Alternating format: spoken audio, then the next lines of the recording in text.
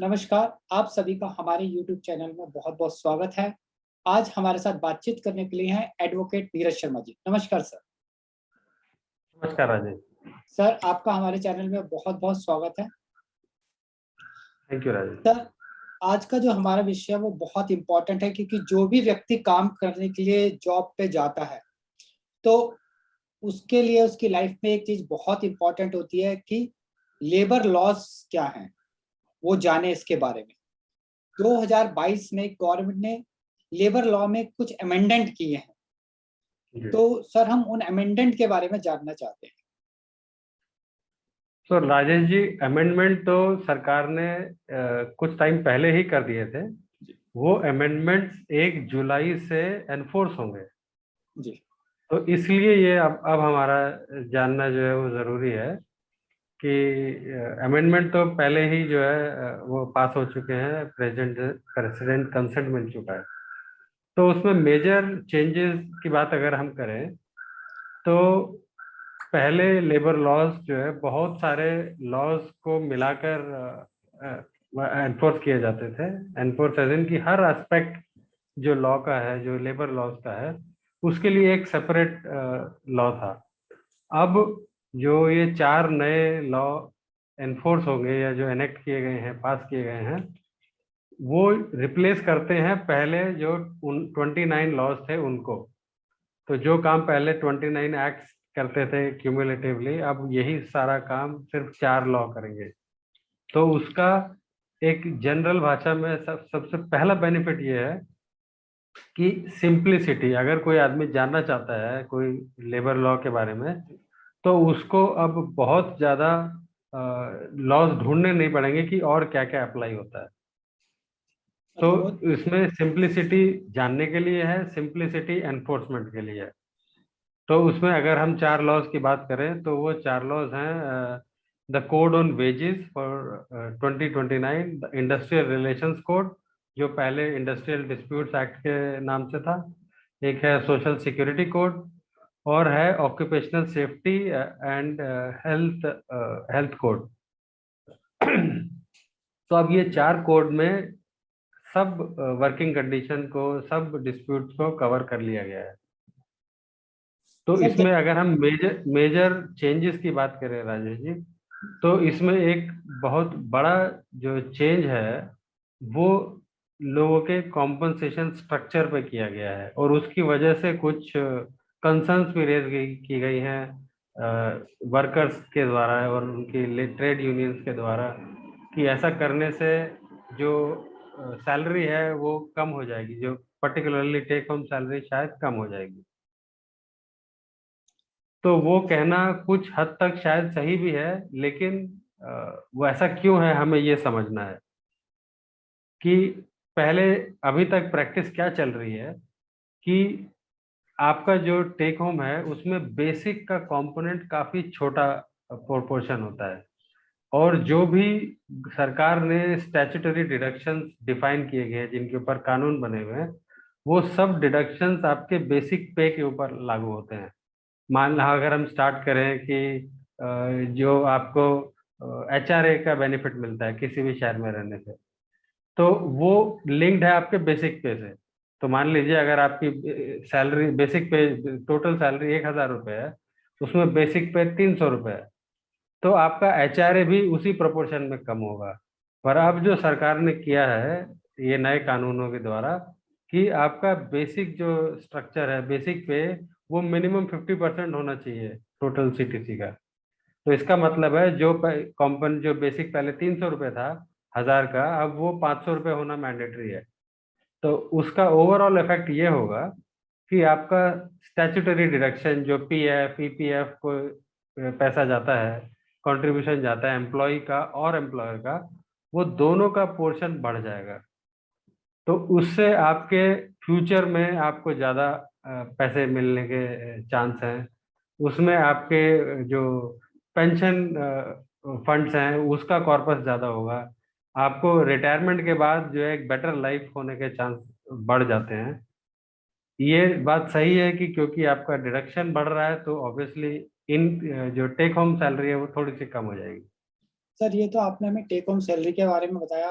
हालांकि मेरे ख्याल से सबका नजरिया अलग अलग होगा। कुछ लोगों को लगेगा कि आगे बेटर लाइफ, और कुछ लोग ये चाहेंगे कि टेक होम ज्यादा लेके जाए। सर जी एक राजेश जी।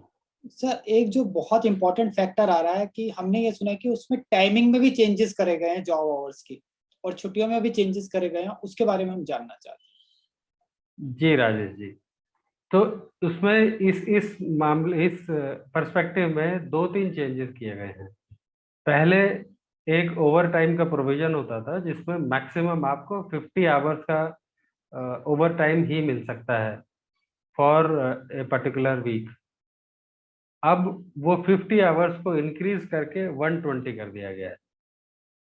ऐसे ही पहले एक प्रोविजन था कि आपको जो है 5 वर्किंग डेज होंगे जिसमें मैक्सिमम 48 आवर्स जो है वो मैंडेटरी सर्व करना होगा, जो मैंडेटरी आपको एम्प्लॉयमेंट में उतने घंटे लगाने होंगे। अब उसमें ये फ्लेक्सिबिलिटी की गई है, जो वो 48 आवर्स हैं वो आप 5 दिन में ना करके वो 4 दिन में भी कर सकते हैं। तो उसमें फिर जो है आप 4 दिन 12 घंटे काम कीजिए और 3 दिन का ऑफ मिल जाएगा उससे। तो ये जो 50 घंटे की सीलिंग है इसको चेंज करना इन ए वे मैंडेटरी था, क्योंकि अगर कोई कंपनी अपना वर्किंग आवर्स वर्किंग डेज जो है वीक में 4 कर देती है, तो बाकी 3 दिन तो ऑफ हो जाएगा, बंद हो जाएगा। हैं जी। या तो वो उन 3 दिन के लिए नए वर्कर्स को हायर करे या फिर इन्हीं वर्कर्स को बुलाए, और अगर वो इन्हीं को बुला के ओवर टाइम देती है तो उसके ऊपर भी सीलिंग थी। तो सरकार ने अब वो सीलिंग बढ़ाकर 125 घंटे कर दी है। तो उसके बढ़ने से ये बेनिफिट होगा कि जो वर्कर्स हैं उनको 4 डे वीक मिलेगा, जिनकी चॉइस है ओवर टाइम करने की वो बाकी 3 दिन ओवर टाइम करके एक्स्ट्रा पैसा भी कमा सकते हैं, जो कि काफी सिग्निफिकेंट नंबर है। इनफैक्ट वो ऐसा है कि आप जो जिस भी वेजेस पे हैं ऑलमोस्ट उसका आप 80-90% और एक्स्ट्रा जो है इसमें कमा सकते हैं। जी तो फ्लेक्सिबिलिटी दोनों को दी गई है, वर्कर्स को भी और जो फैक्ट्री ओनर्स हैं या जो जो लेबर से काम कराते हैं, जो मैन्युफैक्चरिंग यूनिट्स हैं उनको भी। सबसे ज्यादा इंडस्ट्रीज में जो होता है ले ऑफ करना, लोगों को निकालना, जी कि मेरे पास वर्कर हैं 100 और मैंने निकाल दिया, एक ऑर्डर पास कर दिया, ठीक है जी आज कल से आप जॉब पे नहीं आएंगे। जी। तो इसमें क्या चेंजेस है? हाँ राजेश जी, तो जो आपने पूछा ये काफी वर्कर्स और ट्रेड यूनियंस का कंसर्न है। तो इसमें इस पर्सपेक्टिव में अभी तक ये लॉ था कि कोई भी ऑर्गेनाइजेशन या फैक्ट्री या मैन्युफैक्चरिंग यूनिट जो 100 या उससे कम एम्प्लॉयज को एम्प्लॉय करती है वो बिना सरकार की सैंक्शन के ले ऑफ कर सकती है। लेकिन अब सरकार ने ये इसको 100 का बदल के 300 कर दिया गया है। तो अब एक जो छोटी फैक्ट्री या एस्टेब्लिशमेंट है जो 300 वर्कर तक एम्प्लॉय करती है वो बिना सरकार के सैंक्शन के ले ऑफ कर सकती है। तो ये कई लोग देखते हैं इस नजरिए से कि अब जो छोटी फैक्ट्रीज के मालिक हैं वो अपनी मनमानी करेंगे, किसी को कभी भी निकाल देंगे। जी एट द सेम टाइम सरकार अभी छोटी कंपनीज को, जो एमएसएमईज हैं या जो स्टार्टअप्स हैं, उनको बहुत प्रमोट कर रही है। अभी स्टार्टअप इंडिया के नाम से इनिशिएटिव भी चल रहा है जिसमें सरकार जो है लोगों को प्रमोट कर रही है कि आप आइए कुछ अपना बिजनेस सेटअप कीजिए, उसमें कुछ रिलैक्सेशन लीजिए और कंपनी एस्टैब्लिश कीजिए। उसमें कुछ टैक्स रिबेट्स भी हैं, वो भी सब वो सब अवेलेबल है। लेकिन अगर सरकार इन सब रिबेट्स के अलावा उनके ऊपर एक बंदिश डाल देगी कि आप कुछ भी करें पर किसी को निकाल नहीं सकते, उसके लिए आपको हमसे परमिशन लेनी पड़ेगी, तो फिर वो जो फ्री हैंड होना चाहिए एक स्टार्टअप को, उसकी जो फ्रीडम है वो कम हो जाएगी, उस वो रेस्ट्रिक्शन बढ़ जाएगी। तो उस डोमेन में सरकार ने ये थोड़ा रिलैक्सेशन दिया है नए स्टार्टअप्स को या छोटी कंपनीज को कि आप जो है अपने हिसाब से कंपनी को चला सकते हैं।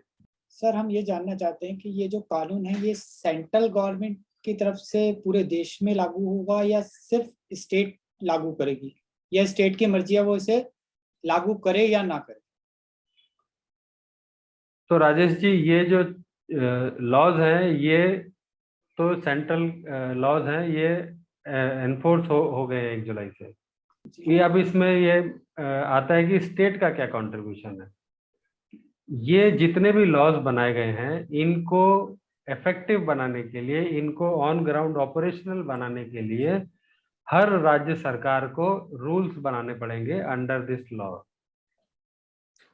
मान लीजिए जो वेजेस एक्ट है तो उसके अंडर कुछ रूल्स बनेंगे।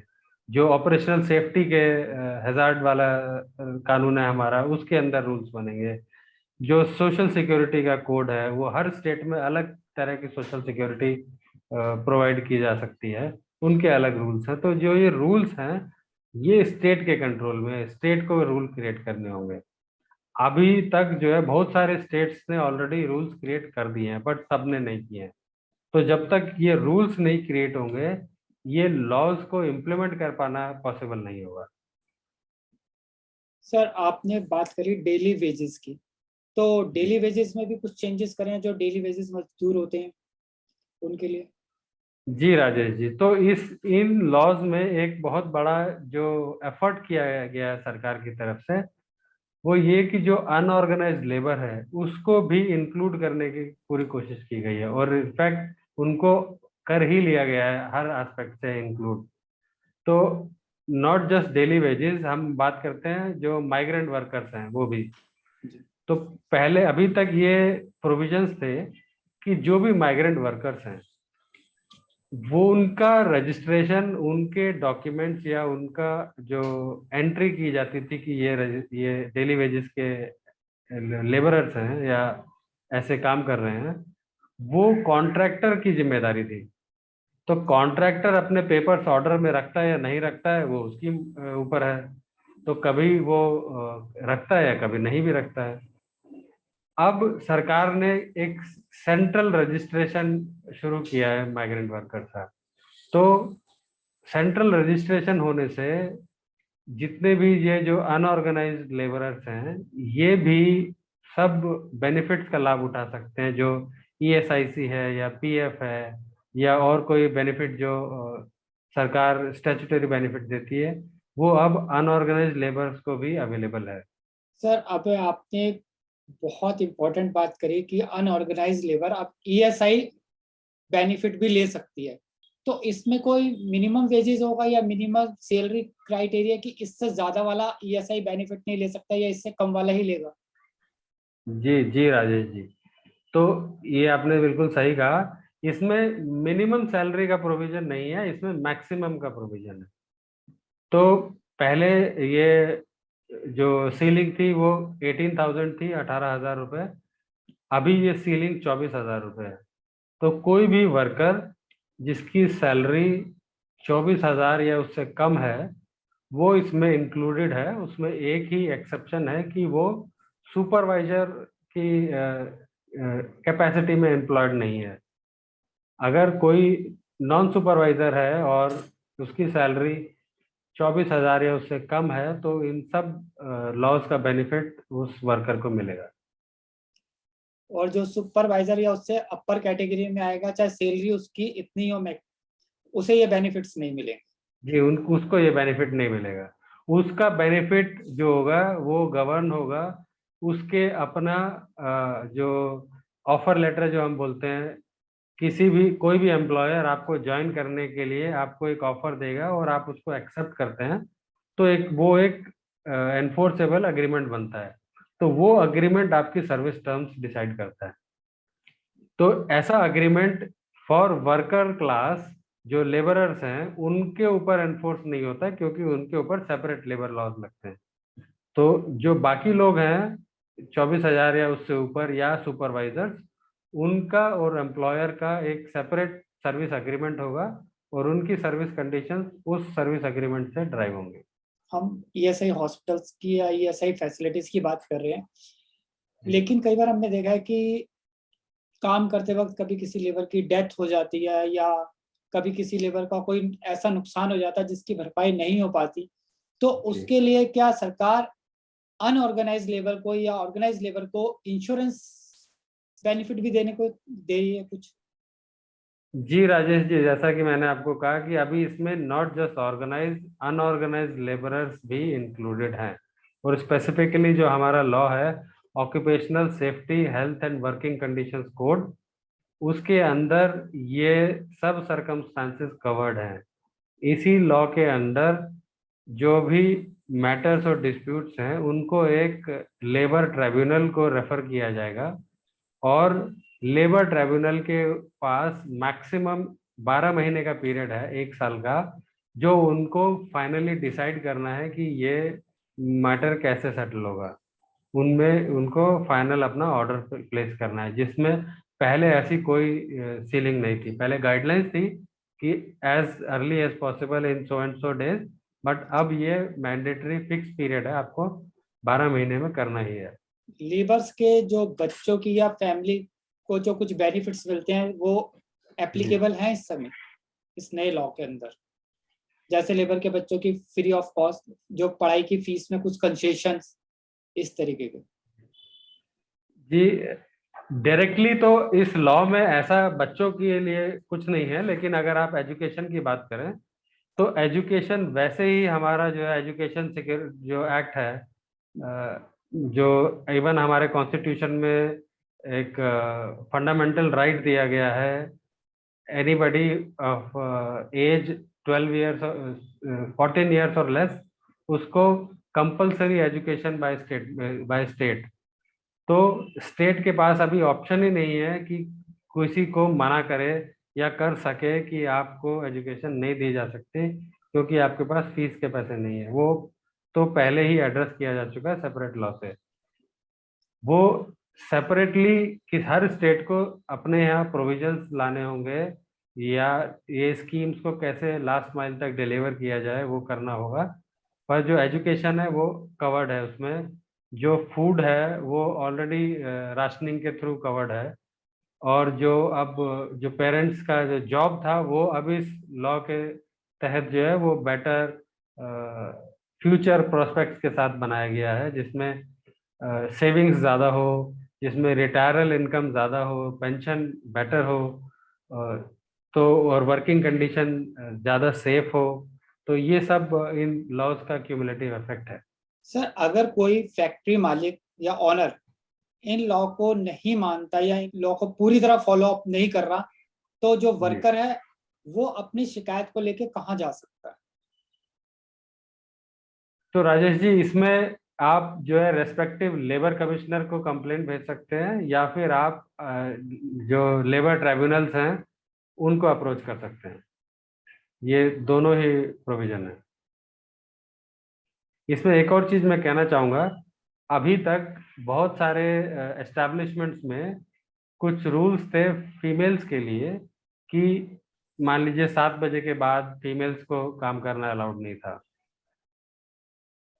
तो वो सब अब विमेन के लिए इसमें मॉडिफिकेशन कर दिया गया है कि अब अगर कोई विमेन चाहे कि उसको काम करना है लेट नाइट या उसको नाइट शिफ्ट में काम करना है, तो अब एम्प्लॉयर मना नहीं कर सकता कि आप नहीं करेंगे काम। ऑन द कॉन्ट्ररी, अगर कोई कंसेंट देता है अपना कि मुझे शिफ्ट में काम करना है रात में, तो एम्प्लॉयर को सेफ्टी के सारे इंतजाम करने पड़ेंगे जो कि एक विमेन वर्किंग क्लास को चाहिए, be in terms of say sanitation in office, in terms of pickup and drop to the factory और द एस्टेब्लिशमेंट।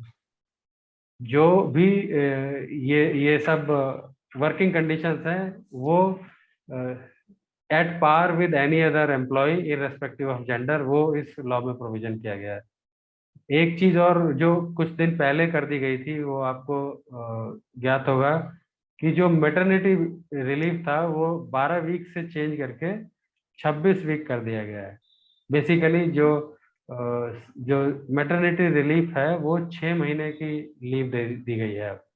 एक और चीज मैं आपको बोलना चाहूंगा, इन लॉज में एक और सिग्निफिकेंट चेंज ये है कि वन राशन वन नेशन की प्रोविजन इसमें रखा गया है। तो जैसे माइग्रेंट वर्कर्स हैं, मान लीजिए कोई दिल्ली में रहने वाला वर्कर है और वो महाराष्ट्र में जाके काम करता है, पर उसका राशन कार्ड तो दिल्ली का है, जी तो महाराष्ट्र विल रिफ्यूज टुडे कि आपको तो राशन का बेनिफिट नहीं मिल सकता। तो नाउ अब स्टेट्स को अपने यहाँ रूल्स बनाने होंगे कि वो इस प्रोविजन को कैसे ऑपरेशनलाइज करेंगे। और once the rules are these laws are operationalise, एक दिल्ली के ration card holder worker Maharashtra में जाके राशन का बेनिफिट ले सकता है। वहां पर जो है रिबेट में जो फूड आइटम्स हैं, जो चीनी है, चावल है, गेहूं है या आटा है, वो वहां ले पाएगा। तो ये काफी सिग्निफिकेंट एफर्ट है सरकार की तरफ से एक वन नेशन थियोरी को ऑपरेशनलाइज करने के लिए। तो सर इट मीन्स वो हेल्थ बेनिफिट्स और इंश्योरेंस बेनिफिट भी ले पाएगा अगर वो माइग्रेट जी जी करता है जी किसी और स्टेट जी में। जी। जो जो ईएसआई बेनिफिट्स हैं वो तो वैसे ही सेंट्रल हैं। जो वो ईएसआई हॉस्पिटल्स हैं वो सेंट्रली मैनेज्ड हैं। आप किसी भी ईएसआई हॉस्पिटल में जा सकते हैं, आपको ये नहीं बोला जाएगा कि आप इस स्टेट से नहीं है। सर एक इम्पोर्टेंट क्वेश्चन कि इन केस कोई व्यक्ति वहां पर ईएसआई की फैसिलिटीज ना हो नियर अबाउट और वो प्राइवेट हॉस्पिटल में चला जाता है, उस जी केस में गवर्नमेंट ने कुछ चेंजेस करे? जी राजेश जी, उसमें जो एम्पैनल्ड हॉस्पिटल हैं, जो जी ईएसआई है, ईएसआई के कुछ अपने हॉस्पिटल्स हैं और ईएसआई के एम्पैनल्ड हॉस्पिटल्स हैं। जी अगर आप एम्पैनल्ड हॉस्पिटल्स में जाते हैं तो आपके एक्सपेंसेस कवर्ड हैं। पर अगर आपको इतना ज़्यादा इमरजेंसी है कि आपको कहीं और जाना पड़ेगा तो थोड़ा एक्सपेंस आउट ऑफ पॉकेट होगा। और जितना जो रिम्बर्समेंट है वो सरकार अपने नियम के हिसाब से अलाउ करती है, वो एक्सपेंस आपको उतना ही मिलेगा चाहे आपने ज़्यादा स्पेंड किया हो। सर अगर कोई व्यक्ति जैसे एक फैक्ट्री में ऑलरेडी काम कर रहा है, उसे 5 साल हो गए, उसका पीएफ कट रहा है, अगर वो फैक्ट्री चेंज करता है जी तो उसके प्रोविडेंट फंड पे और ग्रेजुइटी पे क्या फर्क पड़ेगा? जी, ये तो पहले ही काफ़ी स्मूथ हो चुका है। जो पीएफ है जी आज की डेट में वो एक चीज़ से लिंक्ड होता है जिसको बोलते हैं यूएएन, जी यूनिवर्सल अकाउंट नंबर। तो आप चाहे हर साल जॉब चेंज करें या हर 5 साल में चेंज करें, आपका यूएएन नंबर सेम रहता है। और आपका पीएफ जो है, नए नए अकाउंट खुलते रहते हैं, पुराने क्लोज होते हैं और वो पुराना balance under same UN transfer होता है। तो वो तो एक स्ट्रीमलाइन प्रोसेस हो गया है। अगर ग्रेचुटी की बात करें तो ग्रेचुटी के लिए मिनिमम सर्विस कंडीशन है कि आपको किसी भी ऑर्गेनाइजेशन में 5 साल काम करना पड़ेगा। अगर आप हर साल जॉब चेंज करते हैं तो आप ग्रेचुटी के लिए एलिजिबल नहीं है। और ग्रेचुटी में एक स्पेसिफिकली जो बड़ा चेंज हुआ है वो भी पहले एक नोटिफिकेशन के थ्रू हुआ था, जिसमें जो टैक्स फ्री ग्रेचुटी है उसकी सीलिंग 10 लाख रुपए से चेंज करके 20 लाख कर दी गई है। तो ये भी एक काफी सिग्निफिकेंट चेंज है जहाँ पे कि आपकी अब ग्रेचुटी जो है प्रैक्टिकली नॉन टैक्सेबल है for almost most factory workers और मोस्ट एस्टेब्लिशमेंट वर्कर्स। एक और जो चेंज किया गया है लीव्स के पर्सपेक्टिव से, वो ये कि कोई भी नया वर्कर जो उसको पहले इनिशियल 240 डेज तक छुट्टी नहीं मिलती थी और 240 डेज के बाद उसको हर 20 दिन की जॉब के बाद के लीव में 1 दिन की छुट्टी होती थी जो उसका प्रोविजन था, वो अब ये 240 को रिड्यूस करके 180 कर दिया गया है। तो विद इन फर्स्ट 6 मंथ्स कोई छुट्टी का प्रोविजन नहीं है, बट 6 मंथ्स के बाद you will be entitled for 1 leave for every 20 working days. Lay off जो होता है अक्सर कि हमने देखा है कि 1 महीने का मिलता है, पहले नोटिस पीरियड होता है या 15 दिन का नोटिस पीरियड होता है या 2 महीने का नोटिस पीरियड होता है, तो उसमें क्या चेंजेस करेगा? जी, नोटिस पीरियड में एज सच तो कोई चेंज नहीं है। नॉर्मली जो ले ऑफ होता है उसमें जहाँ तक मैंने देखा है उसमें नोटिस भी नहीं होता है। ज्यादातर में अगर नोटिस होगा भी तो 1 हफ्ता या 10 दिन का नोटिस होता है। तो जब तक आप रोल पर हैं, जब तक आप एम्प्लॉयमेंट में हैं, तब तक तो आपको सैलरी मिलती ही है।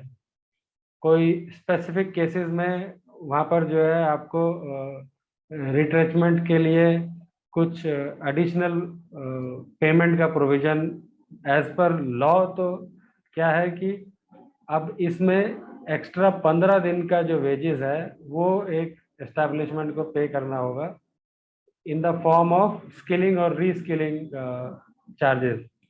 सो बेसिकली अगर कहीं पर ले ऑफ हो रहा है तो एम्प्लॉय को एक नई फैक्ट्री या नए मैन्युफैक्चरिंग यूनिट में जाने के लिए अगर किसी नए स्किल या ट्रेनिंग की ज़रूरत है तो उसके लिए जो वो 15 दिन का वेजेस काम आएगा। तो ये इसमें नए कोड में चेंजेस हैं कि ताकि कोई भी जो एम्प्लॉय है उसको दूसरा जॉब ढूंढने में आसानी हो। एक और सिग्निफिकेंट चेंज मैं कहूँगा वो इसमें यह है कि पहले जब किसी भी एम्प्लॉय का जॉब टर्मिनेट होता था, वो किसी भी कारण से हो, तो जनरली जो एस्टैब्लिशमेंट्स हैं वो 30 से 45 दिन लेती थी आपका फुल एंड फाइनल सेटलमेंट करने में, कि जो आपकी सैलरी रह गई है, कुछ ओवर टाइम पे नहीं हुआ है या जो भी बेनिफिट्स रह गए हैं उनको फाइनली पे करने के लिए। अब वो जो टाइम लिमिट है वो फिक्स कर दी गई है 2 दिन के अंदर। आपके लास्ट सर्विस डे के 2 दिन के अंदर आपको आपका फुल एंड फाइनल सेटलमेंट करना होगा। सर, आपने हमें लेबर लॉ से जुड़ी काफी जानकारी दी, जिससे कि जो लोग फैक्ट्री में काम कर रहे हैं या वर्कर्स हैं उन्हें बेनिफिट मिलेगा इस जानकारी से। इसके लिए आपका बहुत बहुत धन्यवाद sir. Thank you very much. धन्यवाद आदित्य।